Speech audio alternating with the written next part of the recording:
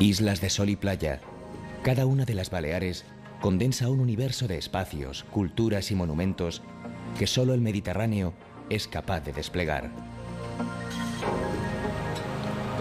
Piedras y vientos similares levantaron este archipiélago que, sin embargo, dibuja geografías e historias diferentes. Muchos artistas se rindieron ante la luz y la diversidad de sus paisajes.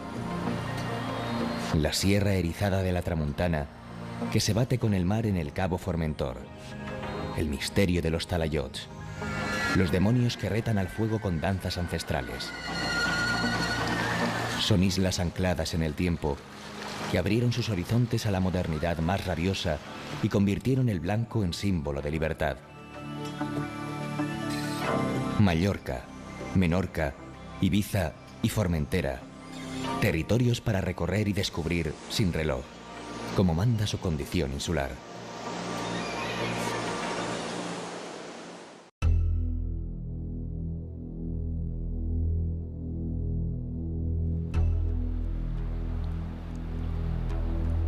Mallorca, la mayor de las Baleares, tiene en su capital, Palma, la apretada síntesis de su pasado y futuro.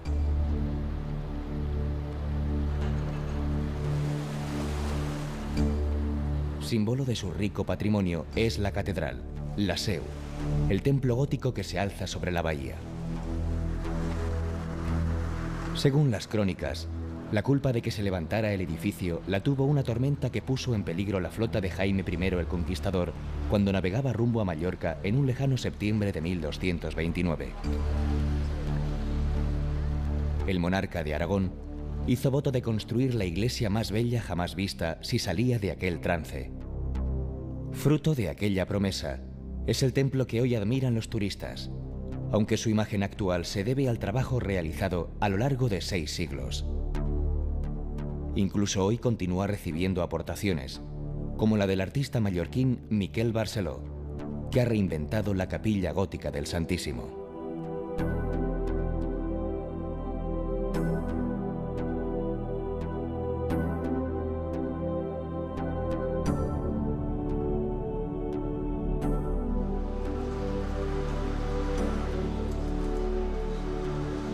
En los alrededores de la catedral se despliega la vieja Palma, con su entramado de callejuelas de sombra cómplice que esconden el perfil de galerías y palacios con escudos de armas.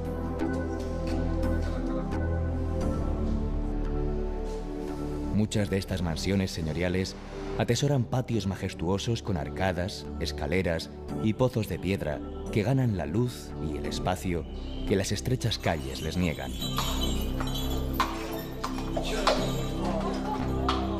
Pugnando con esta sensación de tiempo detenido, proliferan modernos centros de arte que se aseguran de que Mallorca, además de ofrecer el encanto de sus playas y calas, reine también fuera de temporada. Una interesante muestra de vanguardia en una ciudad donde la mayor parte de sus edificios monumentales son de época medieval.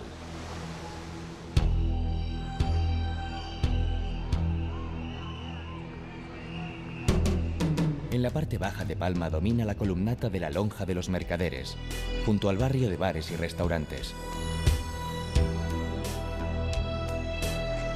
Esta obra maestra del gótico civil, que recuerda el esplendor de Mallorca como potencia marítima, es hoy un espacio destinado a grandes exposiciones.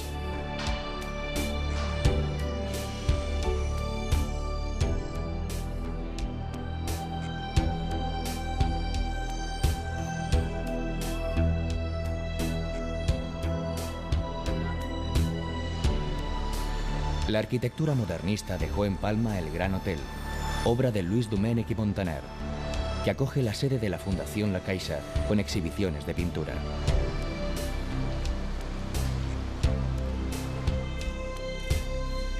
En las afueras de la ciudad, la Fundación Pilar y Joan Miró conserva el taller donde trabajó el pintor durante los últimos años de su vida, junto con una colección permanente de su obra y muestras temporales de otros artistas.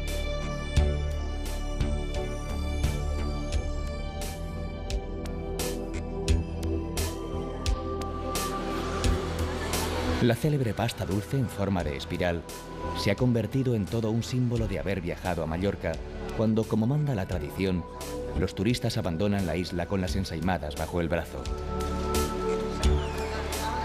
Numerosos hornos históricos, muchos de los cuales llevan casi un siglo preparando sus especialidades, se encargan de elaborar las clásicas ensaimadas o sus variantes rellenas, más modernas. Las chocolaterías son otro placer envuelto en tradición que brinda esta ciudad.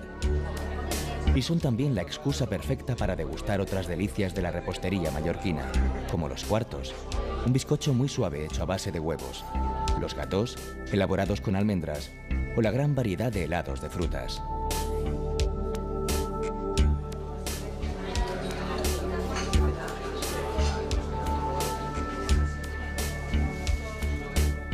Siguiendo la línea del mar, todavía queda un último recurso al viajero que quiera llevarse en la retina la imagen de esta ciudad de contrastes. Tan solo hay que subir a la terraza circular del castillo de Belver, construido en el siglo XIII para cumplir la doble función de palacio y fortaleza. Desde aquí se domina toda la bahía y buena parte de la isla.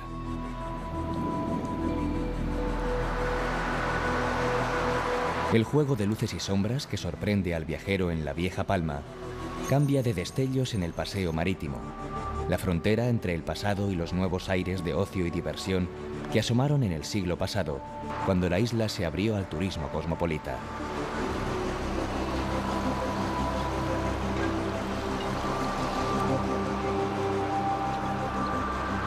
Al borde de la bahía se localizan hoteles, terrazas, discotecas, restaurantes y bares que cierran con el alba y mantienen en alza la oferta turística de Palma que palpita a la luz de la luna.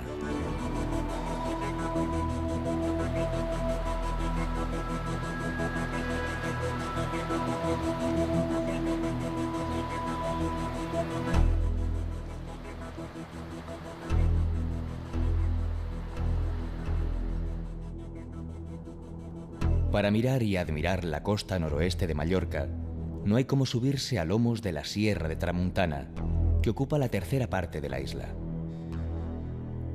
Entre campos de olivos, angostos barrancos, calas y puertos recoletos, se dibuja un paisaje difícil de olvidar. Pronto llegan al viajero retazos de la historia de estas tierras y los ecos de la vida de pintores, escritores y artistas que hicieron de este territorio su paraíso particular.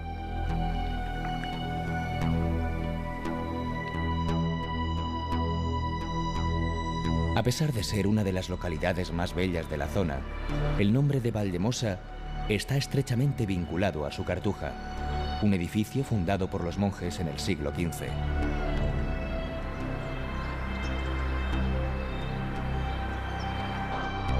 Por sus celdas, que fueron subastadas a particulares ilustres en el siglo XIX, pasaron personajes de la talla de Rubén Darío, Unamuno y Azorín. Aunque nada hace vibrar tanto el pasado como la estancia del pianista Federico Chopin con su amante, la escritora George Sand, que inmortalizara su viaje en el libro Un invierno en Mallorca. Además de este lugar de culto para los seguidores del músico polaco, Valldemossa es una de las mejores muestras de la arquitectura rural de la isla. También ofrece sus famosas coques de patata, que se suelen acompañar con helado de almendras.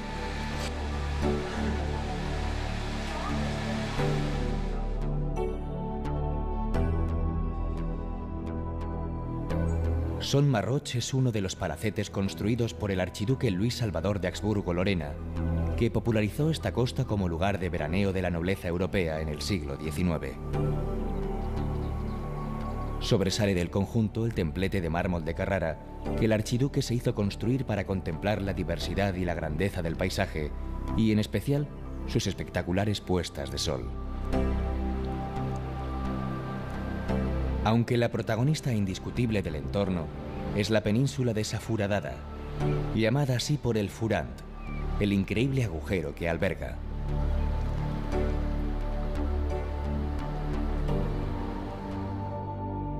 Deià, con sus casas de piedra desperdigadas, es la patria adoptiva del británico Robert Graves, autor de La diosa blanca.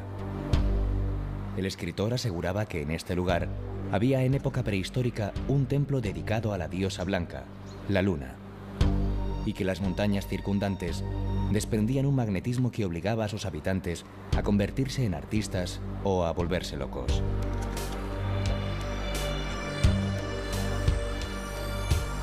En 1932 se mandó construir en las afueras del pueblo un caserón en piedra y teja, Cana Lluni, casa alejada en mallorquín, en el que vivió 50 años y donde redactó su célebre novela Yo Claudio.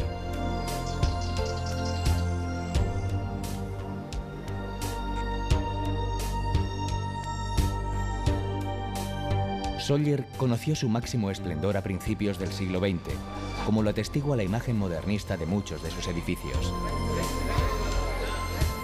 Completa esta imagen la estación del tren de Sóller, que une la ciudad de Los Naranjos con la capital de la isla desde 1912. Aquí se mantiene en activo el último tranvía de Mallorca que conduce al Port de Sóller, desde donde salen excursiones en barca para admirar desde el balanceo de las olas parajes como Sa Calobra, Cala Tuent y el Torrent de Parells.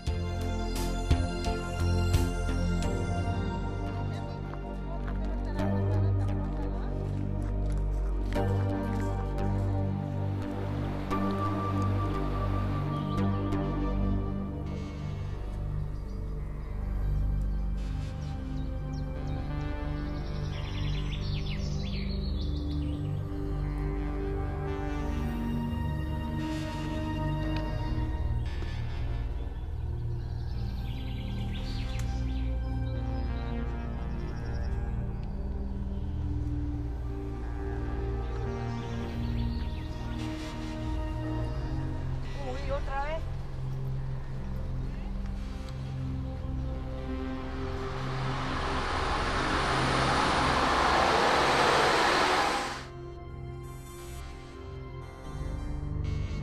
Pollença marca el inicio del final de esta ruta por la Sierra de Tramuntana. Tierra de huella romana, como se encarga de recordar el puente que sobrevive en las afueras de la población, Pollença destaca por sus monumentos. Un ejemplo es la iglesia de Nuestra Señora de los Ángeles, originariamente edificada por los templarios y sometida a varias reconstrucciones a través de los siglos.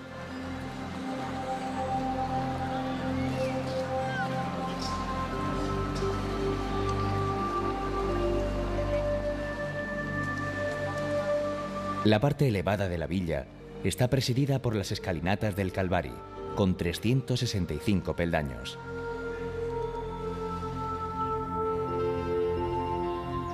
El antiguo convento de Santo Domingo, espléndido edificio del siglo XVI, es escenario del Festival de Música de Pollença que se celebra en verano.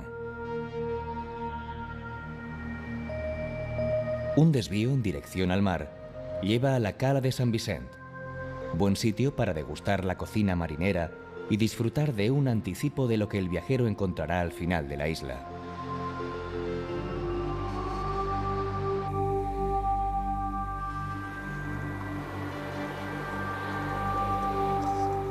El Port de Pollença es otro lugar con reminiscencias literarias. Agatha Christie lo utilizó de escenario del relato breve titulado Problema en Pollença.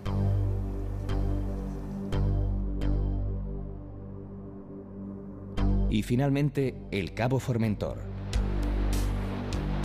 Son 12 kilómetros en los que la carretera serpentea hasta el extremo septentrional de Mallorca, el sitio donde la Sierra de Tramuntana se despide de la isla antes de hundirse en el Mediterráneo.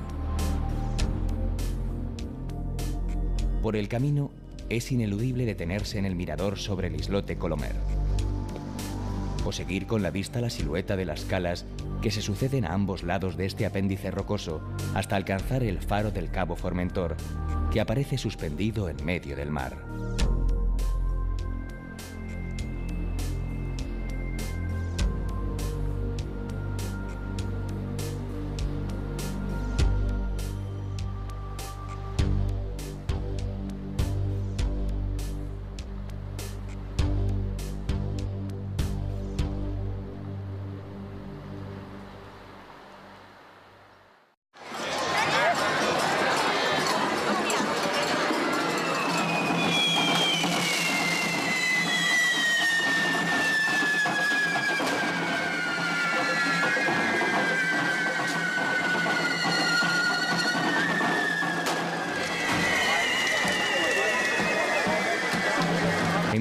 espera Mallorca la celebración de San Antonio Abad el 17 de enero, cuando media isla baila alrededor de enormes hogueras, al son que marcan los demonios que persiguen al santo protector de los animales.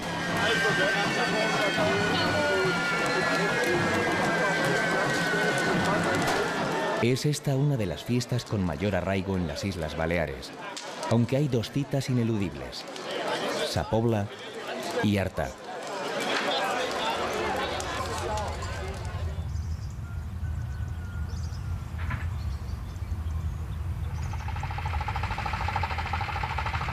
La víspera nada hace imaginar que algo vaya a enturbiar la quietud del lugar, hasta que cae la noche en Sa Pobla y comienza la rebetla o verbena de Sant Antoni, una de las noches más largas del año.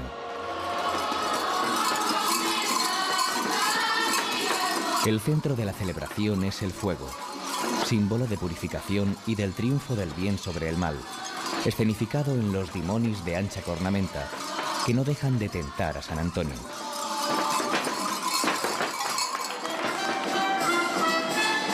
Junto a los demonios aparecen los caparrots, los cabezudos, poco frecuentes en las celebraciones de la isla.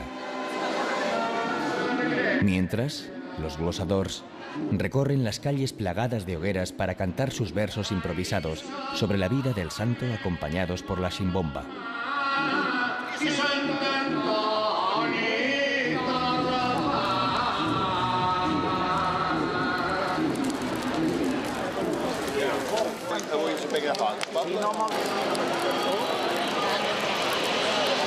Otros protagonistas de la fiesta son la longaniza y los butifarrons, que asados al fuego de los foguerons ayudan a pasar toda la noche.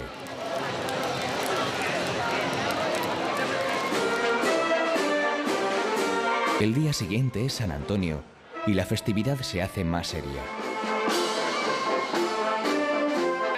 Tienen lugar las beneides, la bendición de los animales domésticos y el oficio religioso en honor del santo. En Artà, una cabalgata recorre las calles con caballos y carrozas, representando escenas de la vida del ermitaño, que vivió parte de su vida de penitente en el desierto.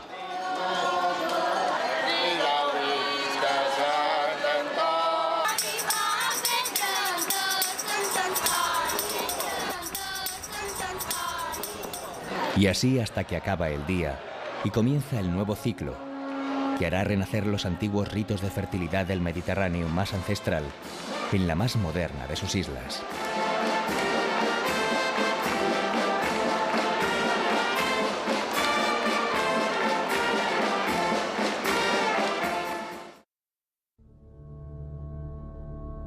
Menorca, la más oriental de las Baleares, respira personalidad por sus cuatro costados.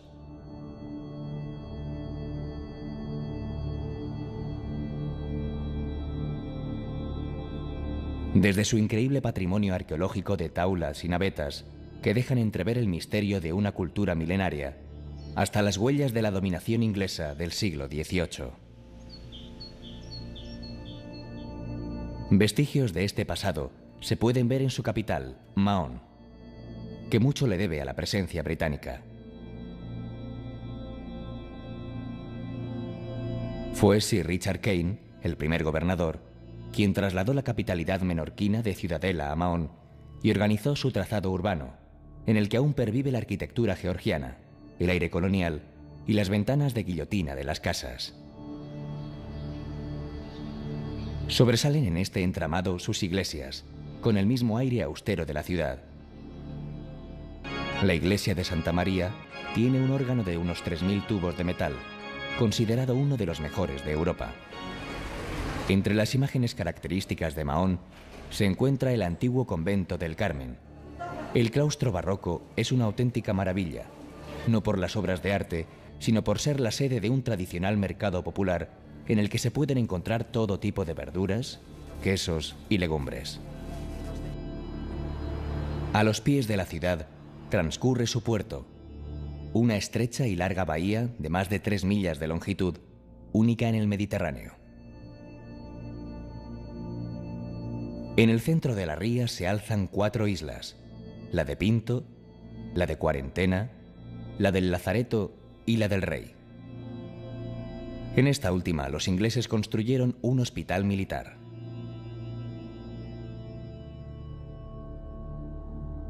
Abundan las calas en el interior de este estanque natural. Entre ellas, las más conocidas, son Cala Figuera y Cala Fonts.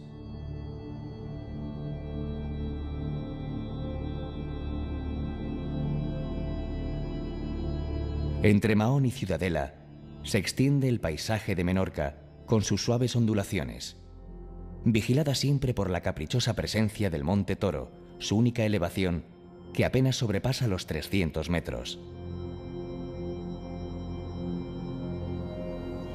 Es en esta Menorca interior donde reside su mayor misterio, en la variedad de monumentos prehistóricos que alcanzan el millar y que convierten la isla en un auténtico museo al aire libre. Son grandes piedras agrupadas de todas las maneras posibles que hablan de una cultura muy antigua. Las navetas, monumentos funerarios que deben su nombre a su semejanza con una nave invertida, se pueden ver en el conjunto de la naveta de Estudons.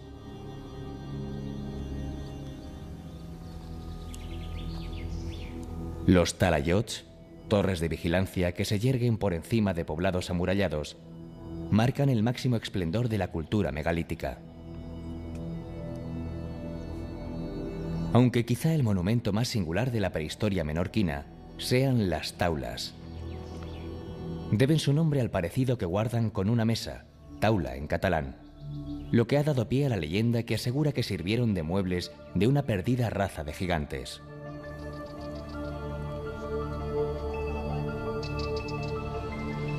Unas y otras se pueden admirar en los yacimientos de Trepucó, Torre d'en Gaumès, Talatí de Dalt o Torralba. También impresionan las agrupaciones de cuevas de enterramiento como Cales Coves o Cala Morel, que excavaron los primitivos habitantes de la isla en los taludes de acantilados y barrancos.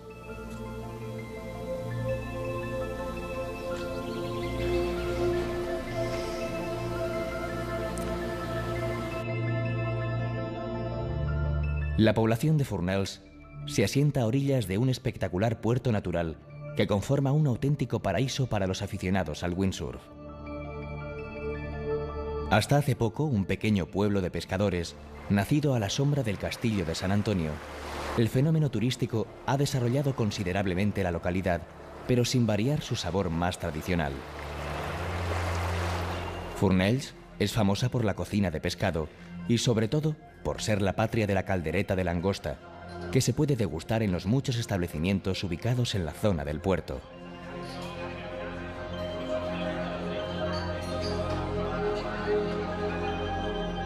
Otro de los atractivos de Menorca son sus calas y playas, que contemplan imperturbables el cíclico vaivén de las aguas cristalinas. Contrastan, como si de dos islas se tratara, sus dos costas. Siguiendo la línea del mar, por el norte o por el sur, se llega al mismo punto, Ciudadela, en el otro extremo de la isla. La antigua capital de Menorca hasta el siglo XVIII, cuando la isla fue ocupada por las tropas británicas en el transcurso de la Guerra de Sucesión Española, es sede episcopal y ciudad patriarcal. El punto de referencia de la villa es el Born, la antigua plaza de armas de la ciudadela medieval. La plaza de la catedral es el otro gran espacio arquitectónico del barrio antiguo, por la magnitud de los edificios que la rodean. En el centro se alza la basílica, el templo más monumental de toda Menorca y un buen ejemplo del gótico catalán.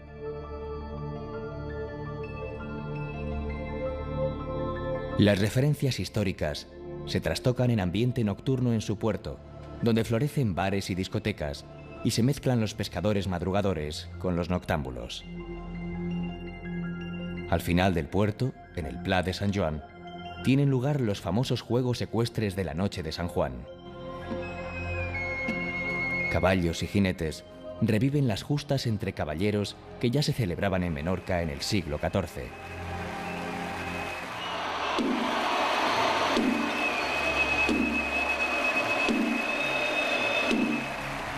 Aunque la fiesta empieza el domingo anterior al 24 de junio, con el Día de Své, cuando un hombre cubierto con pieles y portando sobre sus hombros un cordero vivo, recorre las calles de la señorial ciudadela, invitando a los representantes de todos los estamentos de la vieja sociedad a sumarse a la fiesta.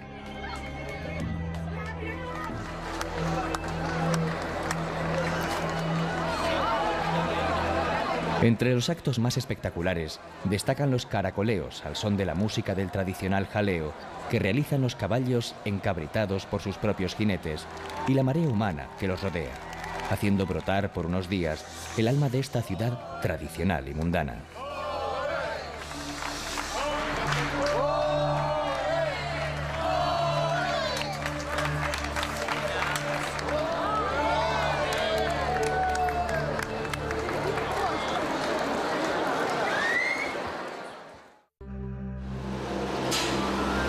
Menorca es célebre por la polémica que le atribuye la invención de la salsa mahonesa, que popularizara la Francia de Richelieu después de que éste tomara la isla en 1756. Pero en lo que no hay lugar a dudas es en la paternidad del queso de Mahón, con denominación de origen desde 1980. Aunque es en Alayor donde se concentra la mayor producción, el queso debe su nombre a la costumbre de las autoridades portuarias de identificar todas las exportaciones que se realizaban con el nombre del puerto de procedencia, Mahón. Elaborado con leche de vaca, su rasgo más característico son las marcas que deja el paño de algodón o fogacher atado por sus 4 puntas para comprimir el cuajo y quitarle el suero.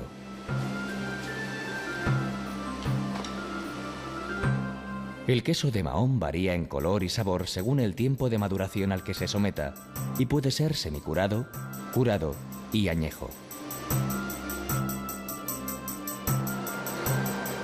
Otro producto típicamente menorquín es el gin, ginebra elaborada a partir del vino de uva y aromatizada con enebro.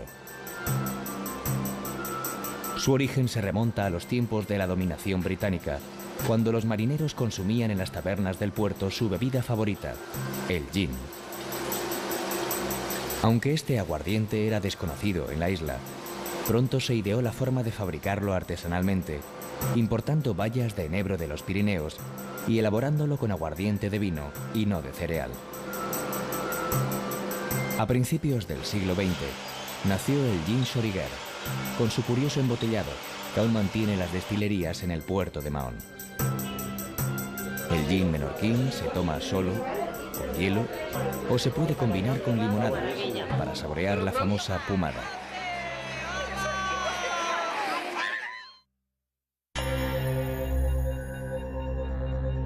Isla insomne como pocas, Ibiza es famosa por sus hermosas playas y parajes naturales y su inigualable ocio nocturno. Pero esta es solo una pequeña parte de la realidad. Ibiza guarda en su capital la herencia de un intenso pasado histórico que ha sido declarado Patrimonio de la Humanidad.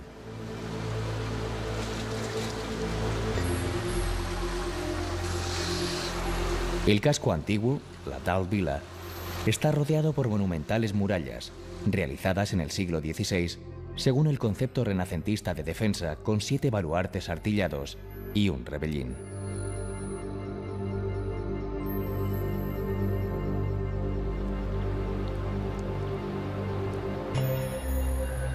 El portal de Ses Taules es la entrada principal del recinto. Detrás se esconde un barrio lleno de calles blancas con bugambillas, entre las que se alzan algunos de los monumentos más emblemáticos de la villa de Ibiza.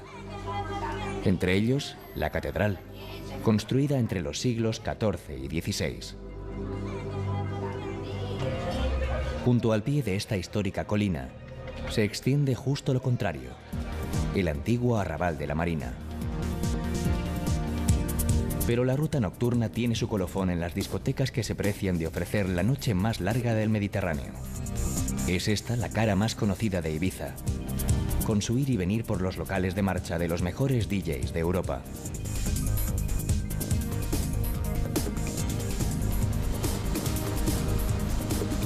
Pero en Ibiza no todo es la noche. sol y playa son otra de las bazas que ofrece el turismo de la isla. Y hay playas para todos los gustos, familiares, deportivas, nudistas, animadas, solitarias.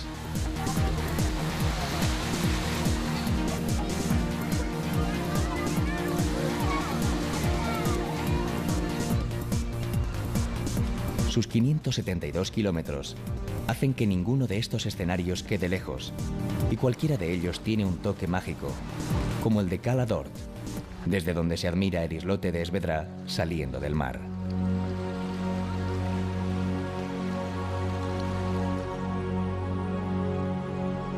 El interior de la isla, sin grandes elevaciones, sorprende por la armonía del conjunto. Los valles aparecen salpicados por antiguas casas rurales que se integran al paisaje. Y en los pequeños pueblos sobresalen iglesias que, por su carácter defensivo, se sitúan en lo alto de colinas. Todavía es apreciable el modo de vida hippie que se puso de moda en los años 70 en mercadillos como el de Las Dalias, en San Carles de Peralta.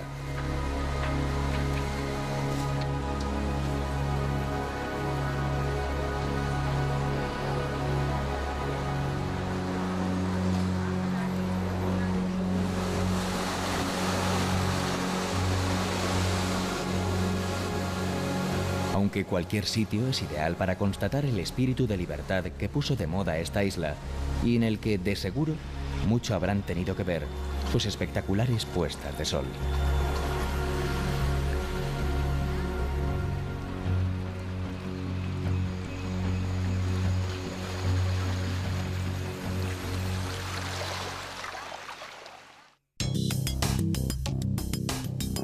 De Ibiza a Formentera se llega navegando por el canal de Freus.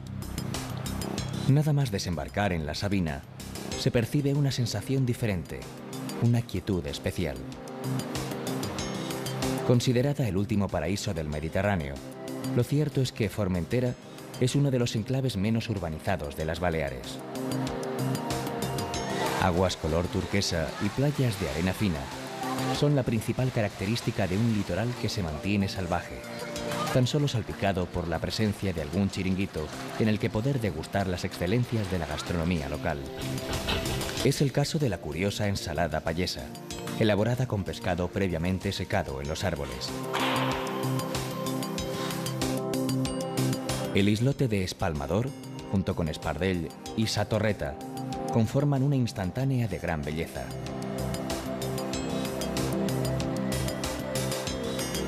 En la zona norte, destacan las playas de Levant y Sesillets, con el Molí del Carregador como insignia.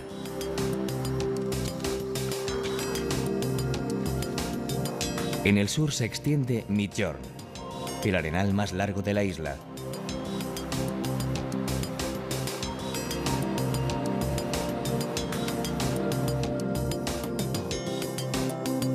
Formentera tiene su capital, Sant Francesc, con unas pocas calles animadas con tenderetes y una iglesia del siglo XVIII, que era utilizada como refugio fortificado contra los ataques de los piratas berberiscos. Ya en este punto, vale la pena acercarse a Ovel de la Mola, otro de los molinos de viento del lugar donde se albergó Bob Dylan. 2 kilómetros más adelante, siguiendo la línea de costa, el viajero podrá ponerse en la piel de Julio Verne, quien escogió el Faro de la Mola como inspiración para su faro del fin del mundo de su delirante novela Héctor Servadac.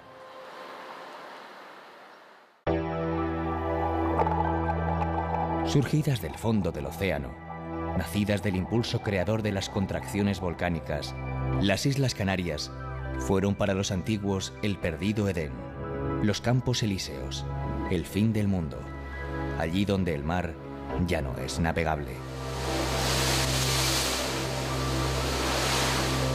La naturaleza depositó en ellas algunos de sus más preciados dones, y la mano del hombre ha sabido arrancarles laboriosamente sus tesoros. Para el viajero actual, las playas y la bonanza de su clima son algunos de sus más importantes reclamos.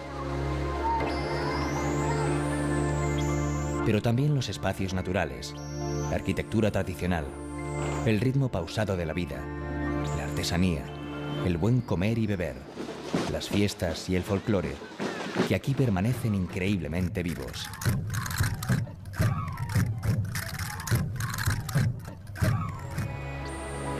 Las Palmas, la provincia más oriental, está compuesta por las islas de Gran Canaria, Fuerteventura, Lanzarote y La Graciosa. Santa Cruz de Tenerife, a su vez, es el nombre de la capital, pero también de la provincia que comprende Tenerife, La Palma, La Gomera y El Hierro. Espacio mítico, reducto soñado, producto turístico dotado de sólidas infraestructuras. El archipiélago canario es un paraíso al alcance de la mano.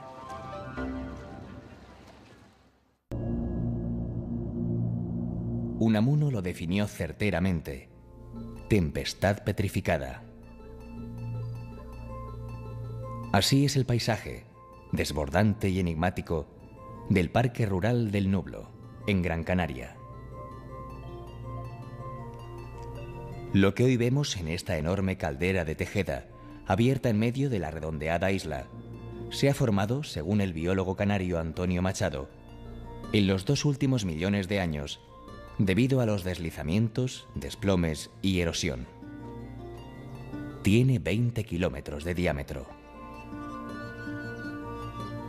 Antes se había producido el ciclo de erupciones volcánicas explosivas más violento de Canarias. No es de extrañar que los aborígenes erigieran aquí algunos de sus lugares de culto, llamados Almogarén. Uno de los más importantes es el del Roque de Ventaiga, sobresaliente espigón, igual que el emblemático Roque Nublo. Ni tampoco sorprende que en sus cumbres buscaran el último de los refugios.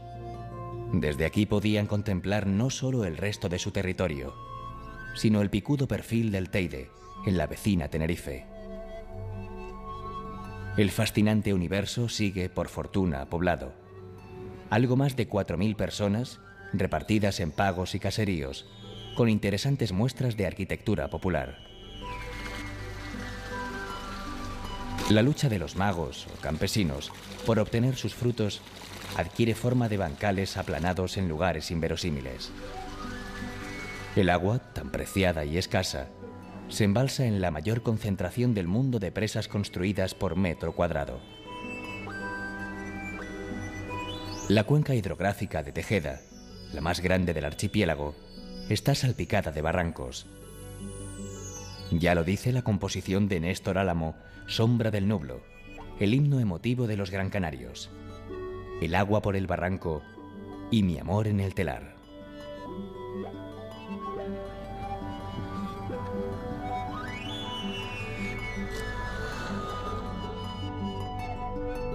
El núcleo fundacional de la capital, Las Palmas de Gran Canaria, es el barrio de Vegueta.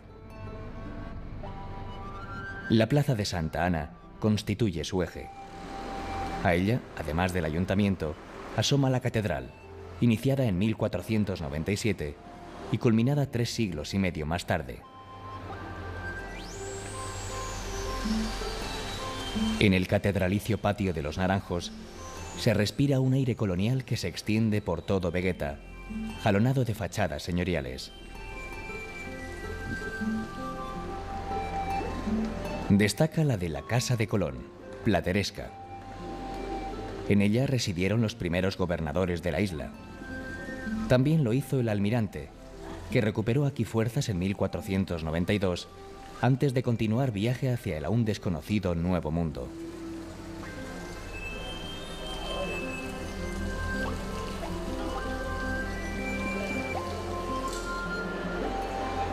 Al otro lado del cubierto barranco de Guiniguada está el barrio de Triana, comercial y bullicioso, en el que se alza un señorial teatro, que lleva el nombre de un gran canario universal, Pérez Galdós.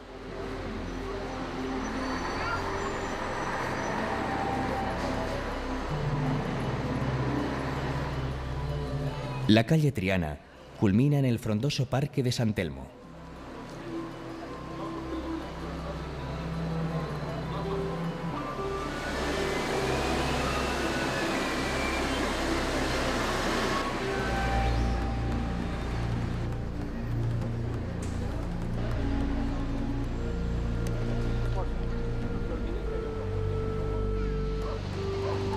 Las Palmas cuenta con una excepcional playa urbana, Las Canteras, en la que la vida se sucede casi ininterrumpidamente, cambiando de ritmo según la hora del día.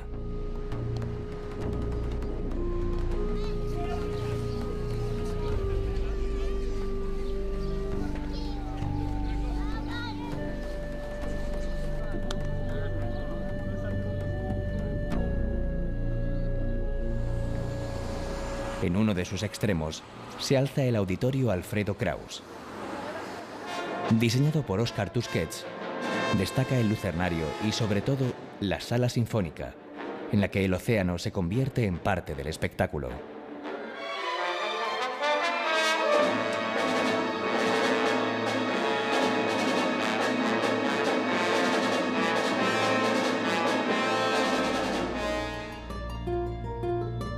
La Reserva Natural de las Dunas de Maspalomas, vigilada por el faro de su nombre, es otro de los emblemas de la isla de Gran Canaria.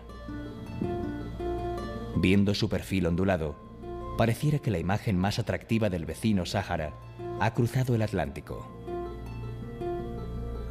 Incluida la charca de Maspalomas, verdadero oasis de agua salobre y palmeras, en pleno proceso de recuperación. Aquí se puede disfrutar de la fuerza y la belleza del desierto, sin renunciar a ninguna de las ventajas que ofrece una isla perfectamente dotada para su principal industria, el turismo.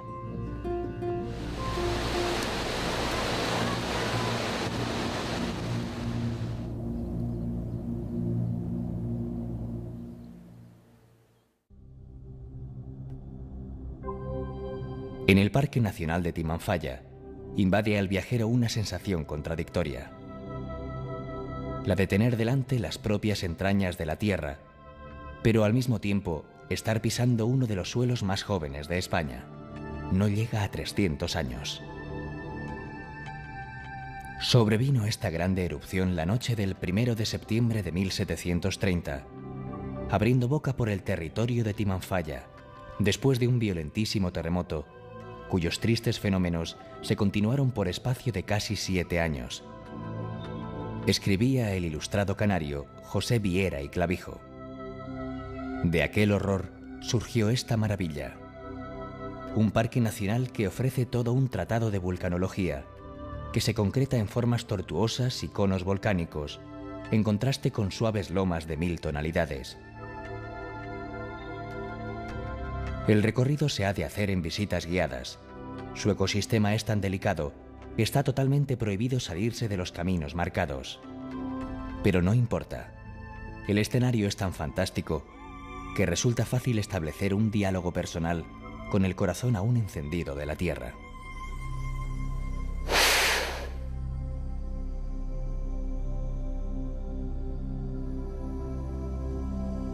La lava incandescente anegó una cuarta parte de la más feraz superficie de la isla.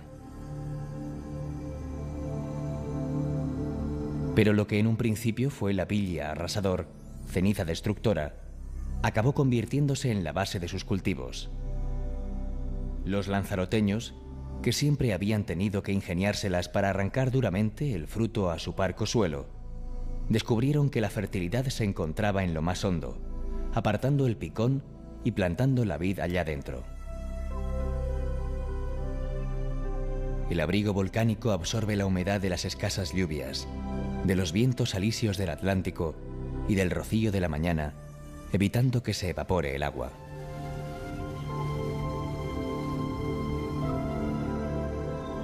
La brava contienda entre el ser humano y la naturaleza se deja sentir en la Jeria, desnudo paisaje de pequeños cráteres vivificados por los cultivos. Prima la uva blanca, de la que se obtiene uno de los vinos más preciados, el Malvasía, alabado por Shakespeare. Aunque el que conoció el gran dramaturgo era el de La Palma y Tenerife, porque a su muerte, en 1616, todavía no había empezado en Lanzarote su cultivo, dejó escrita una frase indeleble: el Malvasía alegra los sentidos y perfuma la sangre.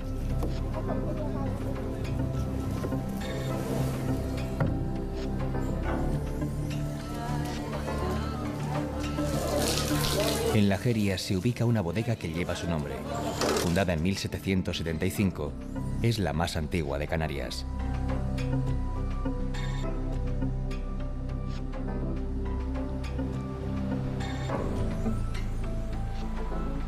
De Órzola, al norte de Lanzarote, parten los barcos en dirección a La Graciosa. Este pequeño territorio, de apenas 27 kilómetros cuadrados y unos 600 habitantes, conserva aún ese aire indómito y salvaje que durante años, cuando el acceso era más difícil, le convirtió en una auténtica leyenda.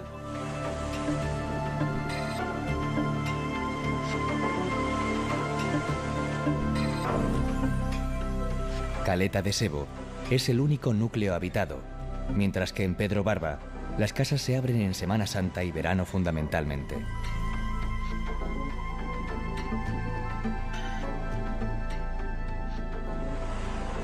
Buena pesca y algunas playas se suman en La Graciosa a lo más deseado por quienes hasta aquí llegan: la tranquilidad, el silencio, la paz y el puro contacto con la naturaleza.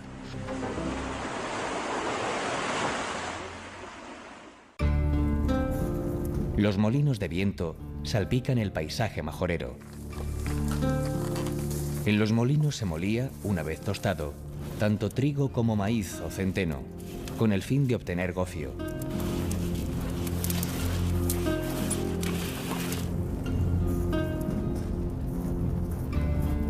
El gofio era la base alimenticia de los aborígenes isleños y aún sigue siendo uno de los más sólidos componentes de la dieta canaria.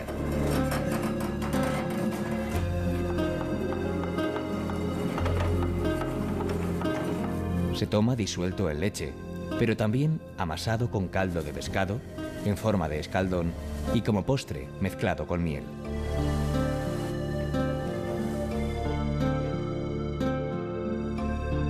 También Unamuno depositó su mirada y su prosa sobre esta isla, tan presente en su libro De Fuerteventura a París. Hasta aquí llegó desterrado por la dictadura de Primo de Rivera en 1924, y aquí permaneció durante 4 meses.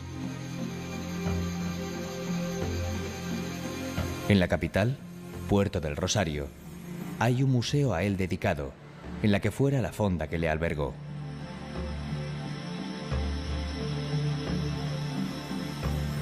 Las playas, con más de 50 kilómetros de extensión, constituyen uno de los grandes atractivos en Fuerteventura. Amplias, tranquilas y de blanca arena. En ellas se practican todo tipo de deportes náuticos, especialmente el windsurf, favorecido por los vientos que soplan. En el fondo marino de Corralejo, custodiado por sus dunas, los amantes del submarinismo descubren un mágico y cambiante universo.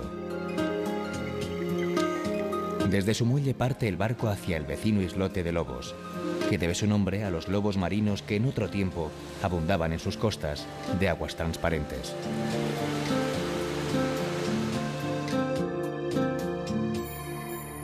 A Fuerteventura arribaron, en 1402, los normandos Jean de Betancourt y Gadifer de la Salle, adelantados de la conquista del codiciado archipiélago.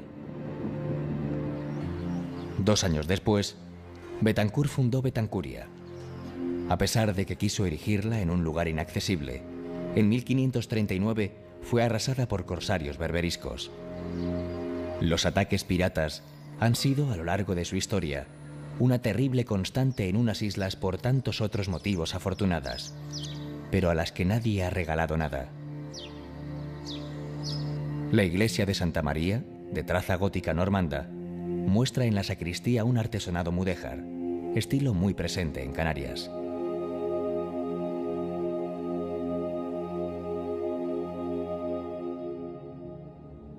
El municipio de Pájara, al sur, cuenta con excelentes playas.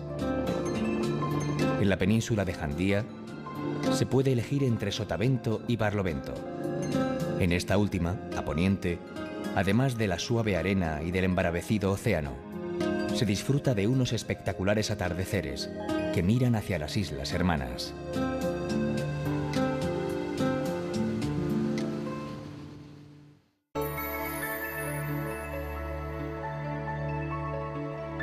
Emerge picudo y desafiante por encima del mar de nubes. El perfil del Teide, montaña sagrada para los aborígenes, es inconfundible. Su altura, 3.717 metros, marca el punto más elevado de España. El Parque Nacional del Teide abarca 13.500 hectáreas. Mítico bocado abierto en el corazón de la isla, la antigua caldera de las Cañadas es un gigantesco circo de 16 kilómetros de diámetro.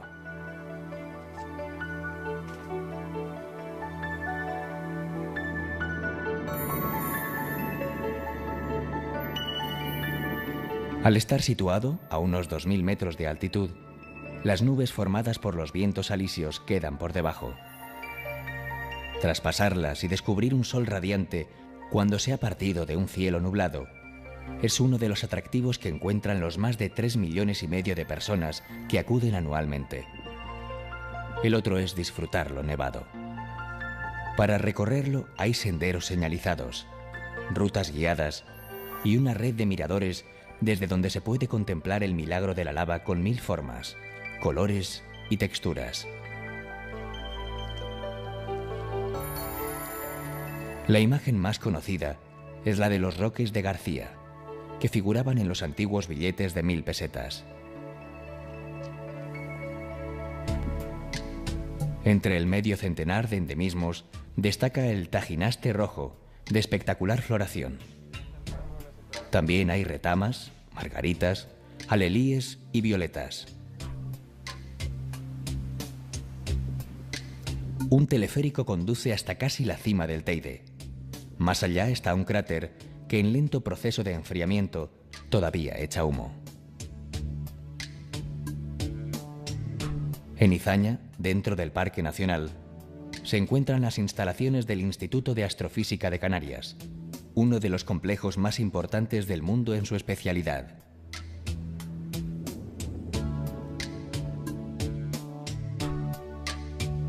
La capital, Santa Cruz de Tenerife, es una ciudad comercial, abierta y asequible.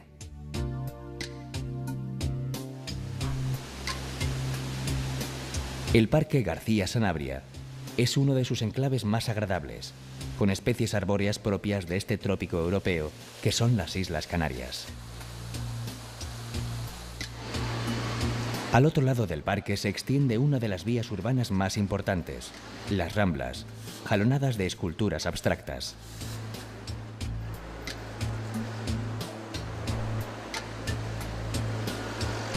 Muy cerca está la entrañable Plaza de los Patos, de reminiscencias andaluzas y bancos revestidos de azulejos.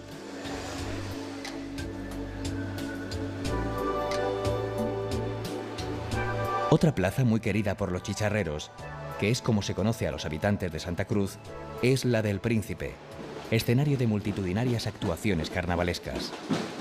Porque no se concibe esta urbe cosmopolita y atlántica sin su carnaval, cuya fama ha traspasado todas las fronteras.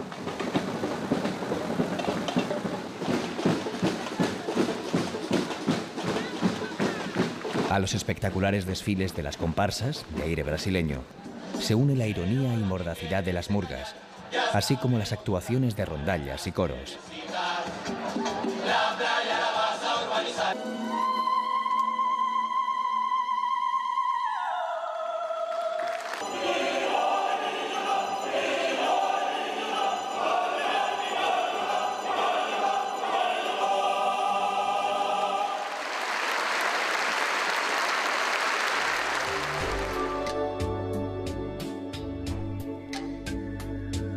La primera capital de la isla, San Cristóbal de la Laguna, fue trazada de nueva planta a finales del XV, albergando durante 3 siglos el poder real y el militar. Todo ello, para mejor vivir, salpicado de paraísos, flamboyanes, laureles de Indias y verodes.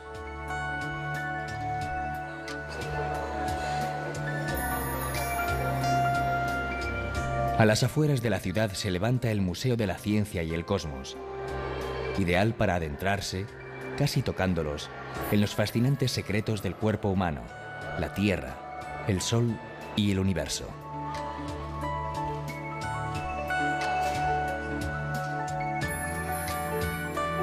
Nacido en el siglo XVI como embarcadero para la abundante producción agrícola del fértil valle de la Orotava, el puerto de la Cruz es uno de los enclaves turísticos más conocidos de Tenerife.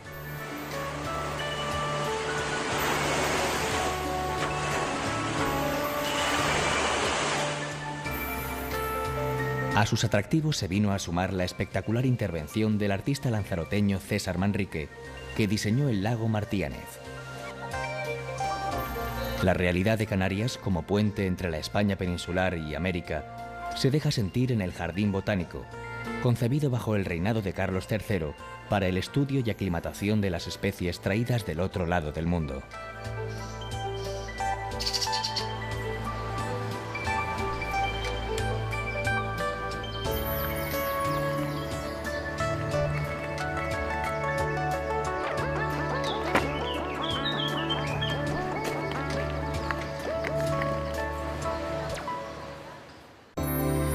El tinerfeño Pico Teide parece mirar desde su altura la vida de la vecina isla de La Gomera, surcada de valles y barrancos en los que se han aplanado trabajosamente bancales para los diferentes cultivos. Auténtico paraíso de la naturaleza, su principal tesoro es el Parque Nacional de Garajonay, donde la realidad está a la altura de la leyenda.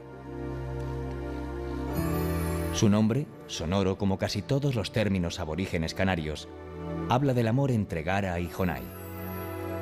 Ella era hija de una princesa gomera, él, vástago del Mencey de Adeje, en Tenerife. Jonay acudía a sus citas amorosas surcando el océano con un par de vejigas infladas atadas a su cintura. Descubiertos y ante la oposición familiar, los jóvenes se refugiaron en el monte más alto de la isla. Allí afilaron los dos extremos de un palo, fundiéndose para siempre en un abrazo mortal y eterno. Igual que se fusionaron sus nombres en la toponimia insular. Este bosque encantado está compuesto por especies que mantienen viva la huella de la época terciaria. Así ocurre con la variada flora de la laurisilva, formación ahora subtropical que hace millones de años se extendía por el sur de Europa y el norte de África, hasta el Asia Menor, y hoy tiene en La Gomera uno de sus principales reductos. El Parque Nacional es un auténtico fósil viviente, con árboles que buscan ansiosamente la luz, alcanzando hasta 20 metros de altura. La magia y el misterio, envueltos en una impresionante belleza.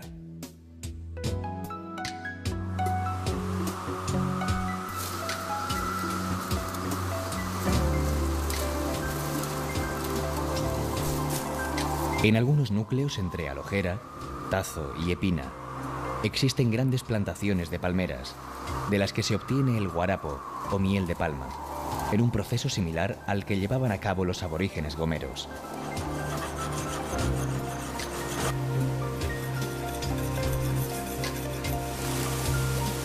Del corazón de la palmera se elimina con un formón una fina capa llamada palmito. Así, la dulce savia puede emanar, discurriendo gota a gota por unos canalillos hasta el balde donde se recoge.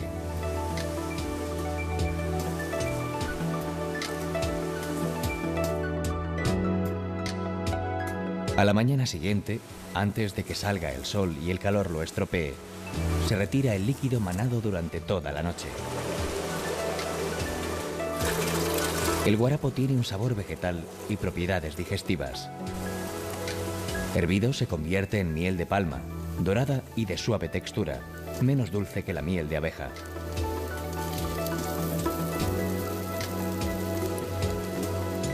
En La Gomera la toman con pan, queso fresco, amasada con gofio y almendra y con cuajada. También la utilizan para hacer turrón.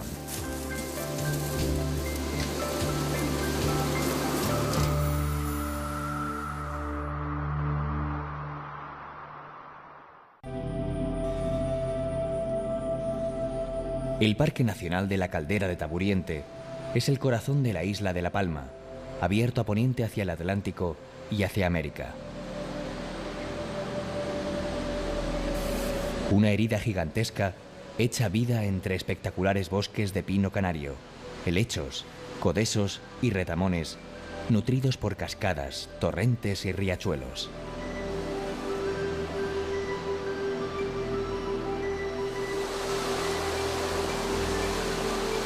Esta gigantesca depresión, acerca de cuyo origen no se ponen de acuerdo los expertos, tiene 8 kilómetros de diámetro, 28 de circunferencia y desniveles de hasta 2000 metros. Recorriendo sus senderos, parecería que se está llevando a cabo un auténtico viaje al fondo de la Tierra. Un escenario ancestral, adorado por los benaoritas en su roque Idafe, que se levanta enhiesto hacia las estrellas. Las mismas que inundan uno de los mejores cielos del mundo, lo que ha llevado a instalar en el Roque de los Muchachos, a 2423 metros de altura, el conjunto de observatorios astrofísicos más importante del hemisferio occidental. En El Paso se encuentra uno de los miradores más espectaculares sobre la caldera, la Cumbrecita. Aquí se rindió, mediante engaño, el último rey benaorita, Tanausú. Y en El Paso se ha mantenido, gracias al esfuerzo de manos femeninas que superaron los tiempos difíciles, una artesanía única, la seda. Su belleza es el resultado de un minucioso trabajo que abarca desde el sacado del hilo de los capullos de seda hasta el ir y venir de la lanzadera sobre el telar.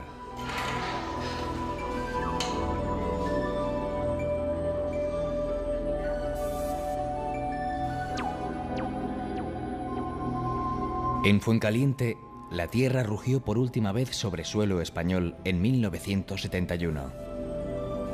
Era el volcán Teneguía, y los palmeros no parecían tenerle miedo. Antes bien, acudieron en masa para formar parte de un momento histórico y espectacular.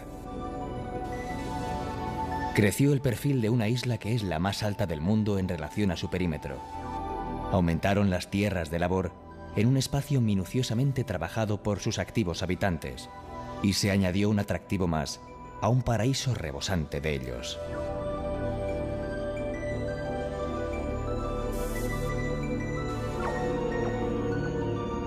La capital, Santa Cruz de la Palma, conserva un casco antiguo adoquinado y evocador. Su vivir pausado está custodiado por monumentales fábricas renacentistas, muchas de las cuales albergan tallas y pinturas flamencas.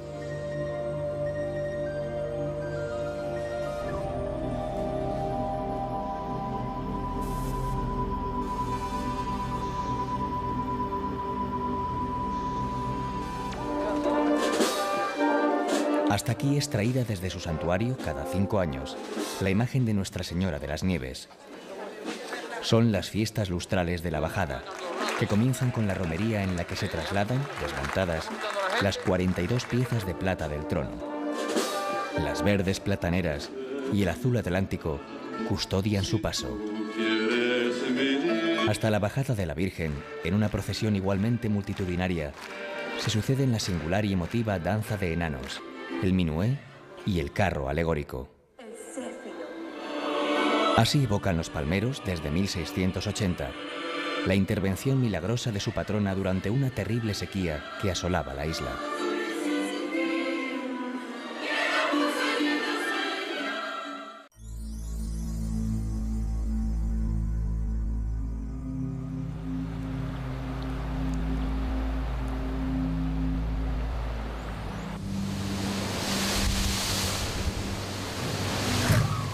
A la llamada de la Virgen de los Reyes, acuden todos los herreños de dentro y fuera de la isla. Es la cita imprescindible, la indiscutible seña de identidad. Sucede cada 4 años y su origen se remonta a la intervención mariana durante una terrible sequía que asolaba el Hierro en 1741. En acción de gracias, se ponen en marcha desde su ermita, en la dehesa, en la madrugada del primer sábado de julio.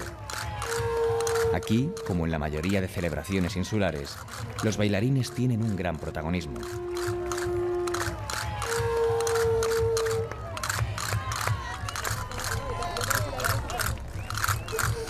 Durante todo el camino, que se prolonga a lo largo de más de una treintena de kilómetros por la espina dorsal de la cumbre, no cesan de bailar, lanzando vivas y haciendo repicar sus castañuelas. Bombos y flautas constituyen el complemento sonoro. Cerca de la ermita de Nuestra Señora de los Reyes, en la dehesa, se alzan las sabinas. Estos árboles entregados pero firmes, escuetos, doblados aunque nunca doblegados, afrontan el fuerte viento mientras miran desmayadamente al Atlántico.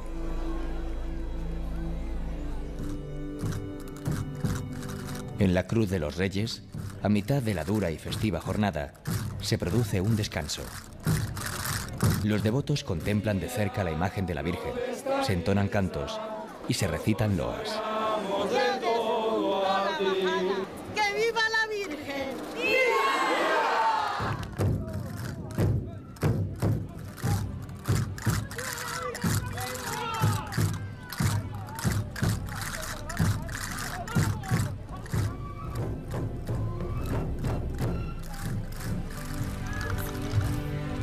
En el horizonte está la capital, Valverde, y allí la iglesia de la Concepción, que aguarda a la patrona herreña.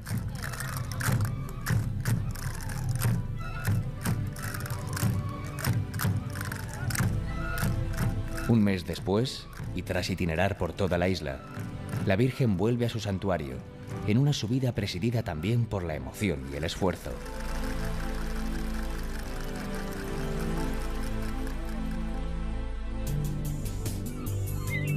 El faro de Orchilla marcó hasta 1884 el paso del meridiano cero. Su perfil parpadeante se eleva sobre la más occidental de las tierras de España. Más allá, al otro lado de la mar Océana, está América.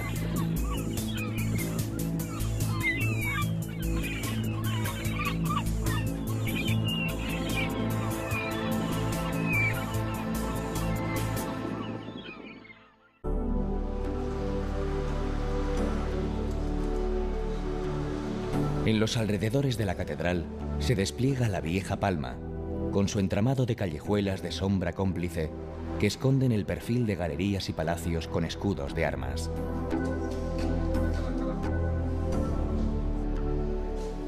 Muchas de estas mansiones señoriales atesoran patios majestuosos con arcadas, escaleras y pozos de piedra que ganan la luz y el espacio que las estrechas calles les niegan.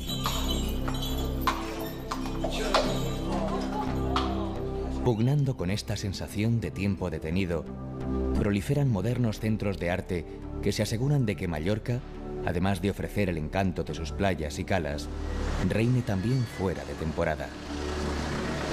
Una interesante muestra de vanguardia en una ciudad donde la mayor parte de sus edificios monumentales son de época medieval.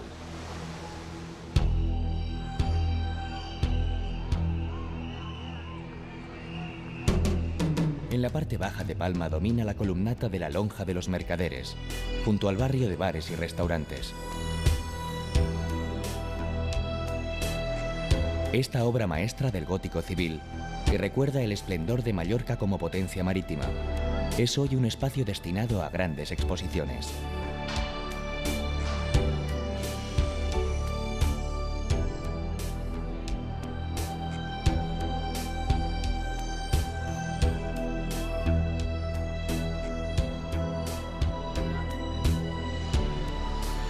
La arquitectura modernista dejó en Palma el Gran Hotel, obra de Luis Domènech i Montaner, que acoge la sede de la Fundación La Caixa con exhibiciones de pintura.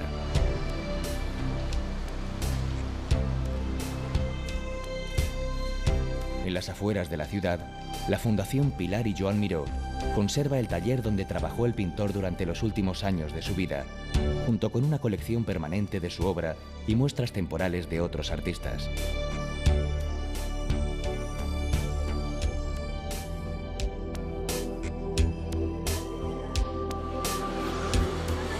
La célebre pasta dulce en forma de espiral se ha convertido en todo un símbolo de haber viajado a Mallorca cuando, como manda la tradición, los turistas abandonan la isla con las ensaimadas bajo el brazo. Numerosos hornos históricos, muchos de los cuales llevan casi un siglo preparando sus especialidades, se encargan de elaborar las clásicas ensaimadas o sus variantes rellenas, más modernas. Las chocolaterías son otro placer envuelto en tradición que brinda esta ciudad. Y son también la excusa perfecta para degustar otras delicias de la repostería mallorquina, como los cuartos, un bizcocho muy suave hecho a base de huevos, los gatós, elaborados con almendras, o la gran variedad de helados de frutas.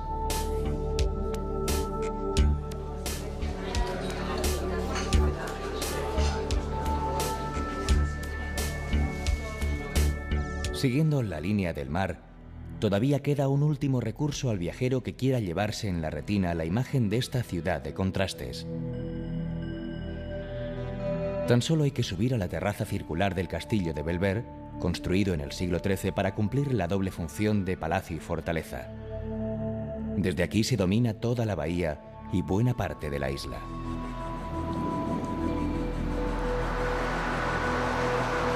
El juego de luces y sombras que sorprende al viajero en la vieja Palma cambia de destellos en el paseo marítimo, la frontera entre el pasado y los nuevos aires de ocio y diversión que asomaron en el siglo pasado, cuando la isla se abrió al turismo cosmopolita.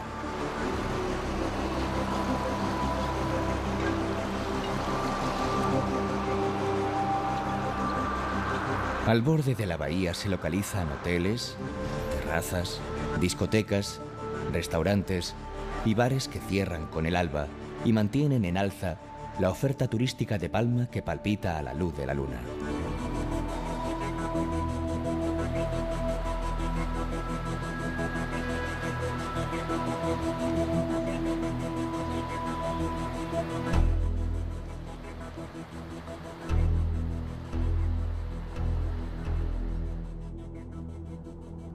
Para mirar y admirar la costa noroeste de Mallorca, no hay como subirse a lomos de la Sierra de Tramuntana, que ocupa la tercera parte de la isla. Entre campos de olivos, angostos barrancos, calas y puertos recoletos, se dibuja un paisaje difícil de olvidar. Pronto llegan al... Islas de sol y playa.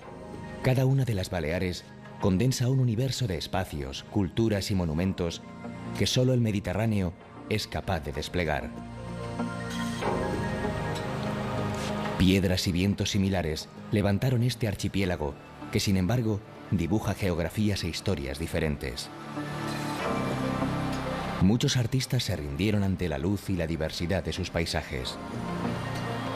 La sierra erizada de la Tramuntana, que se bate con el mar en el Cabo Formentor, el misterio de los talayots, los demonios que retan al fuego con danzas ancestrales.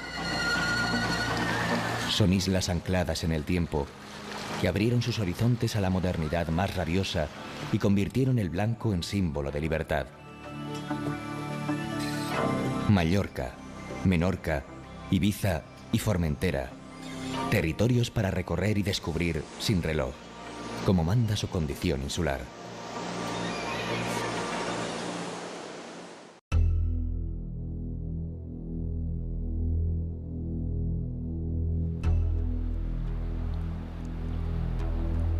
Mallorca, la mayor de las Baleares, tiene en su capital, Palma, la apretada síntesis de su pasado y futuro.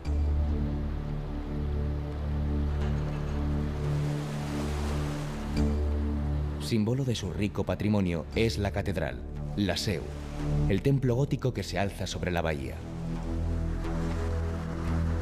Según las crónicas, la culpa de que se levantara el edificio la tuvo una tormenta que puso en peligro la flota de Jaime I el Conquistador cuando navegaba rumbo a Mallorca en un lejano septiembre de 1229. El monarca de Aragón hizo voto de construir la iglesia más bella jamás vista si salía de aquel trance. Fruto de aquella promesa es el templo que hoy admiran los turistas, aunque su imagen actual se debe al trabajo realizado a lo largo de 6 siglos. Incluso hoy continúa recibiendo aportaciones, como la del artista mallorquín Miquel Barceló, que ha reinventado la capilla gótica del Santísimo.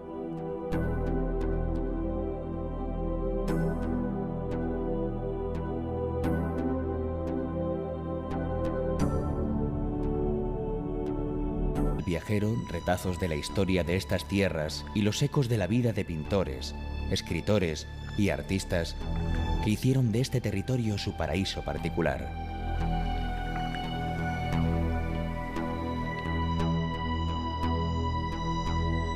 A pesar de ser una de las localidades más bellas de la zona, el nombre de Valdemosa está estrechamente vinculado a su cartuja, un edificio fundado por los monjes en el siglo XV.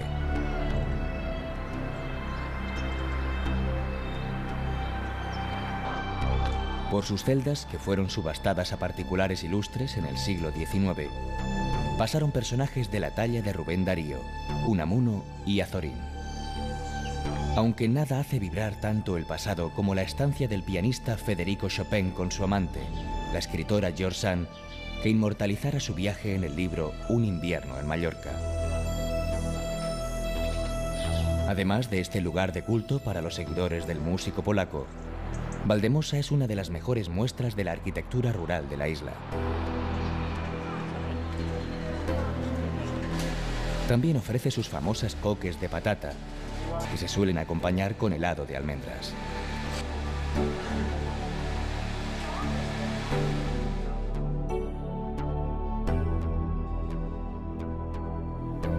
Son Marroch es uno de los palacetes construidos por el archiduque Luis Salvador de Habsburgo-Lorena, que popularizó esta costa como lugar de veraneo de la nobleza europea en el siglo XIX.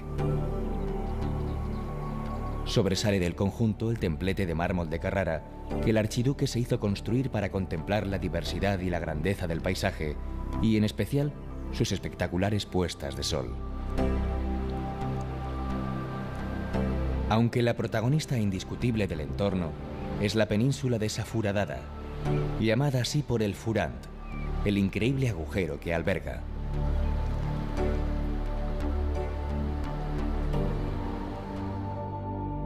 Deià, con sus casas de piedra desperdigadas, es la patria adoptiva del británico Robert Graves, autor de La diosa blanca. El escritor aseguraba que en este lugar había en época prehistórica un templo dedicado a la diosa blanca, la luna, y que las montañas circundantes desprendían un magnetismo que obligaba a sus habitantes a convertirse en artistas o a volverse locos.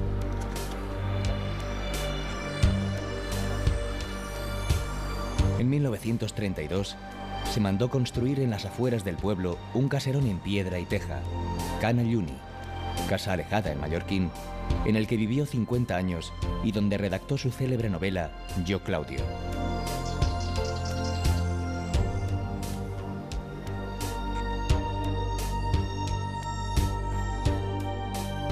Sóller conoció su máximo esplendor a principios del siglo XX, como lo atestigua la imagen modernista de muchos de sus edificios. Completa esta imagen la estación del tren de Sóller, que une la ciudad de Los Naranjos con la capital de la isla desde 1912. Aquí se mantiene en activo el último tranvía de Mallorca que conduce al Port de Sóller, desde donde salen excursiones en barca para admirar desde el balanceo de las olas parajes como Sa Calobra, Cala Tuent y el Torrent de Parells.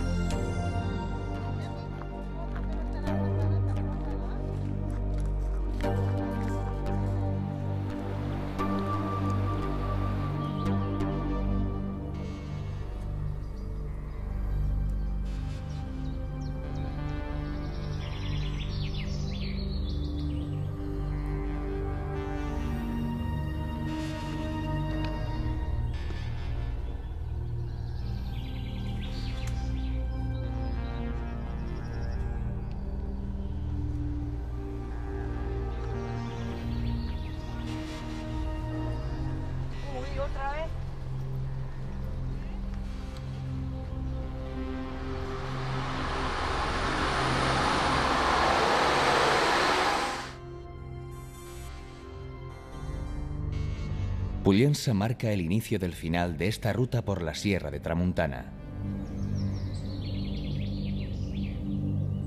Tierra de huella romana, como se encarga de recordar el puente que sobrevive en las afueras de la población, Pollença destaca por sus monumentos.